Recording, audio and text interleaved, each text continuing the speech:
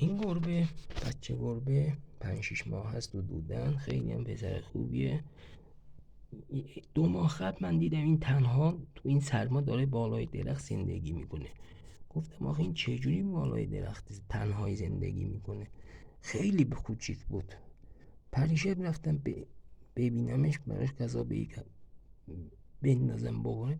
سوسیس انداختم، اومد از درخت پایین یواش یواش دیدم 3-4 تا گربه بزرگ 2 برابر جثه این بودن، خیلی هیکلی بودن. اومدن اینو زدن، بعد جوری هم زدن دوتایی افتادن به جون این.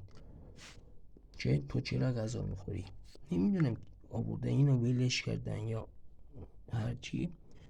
حالا اونا رو پیشته کردم، رفتن اون گربه ها رو غذا دادم خوردن، رفتم اومدم اینو بگیرم، گونی آوردم، سوسیس انداختم داخل گونی. چه رفت داخل گونی؟ من اینو به زور گرفتم آوردم، به زور که گرفتم آوردم اینجا، چه سر گونی رو باز کردم، پرید تو این زیر زمین انباری همه چی رو انداخت زمین. 1 ساعت خودشو به در و دیوار زد. گفتم اینجا راه فرار نداره، بشین زمین آروم باش، هر چقدر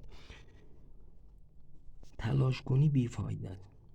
اینم که نمیفهمه که من چی میگم، گفتم پیش پیش پیش پیش پیش پیش. آروم آروم آروم، پیشی مهربون، یاد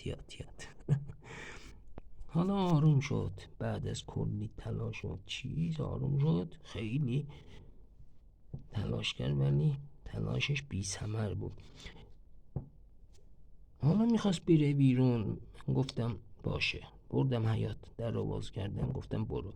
30 سانت برف باریده بود. از 30 سانت برف من اینو گرفتم آوردم. 30 سانت برف باریده بود. این بالای درخت تو اون بز داشت زندگی می‌کرد.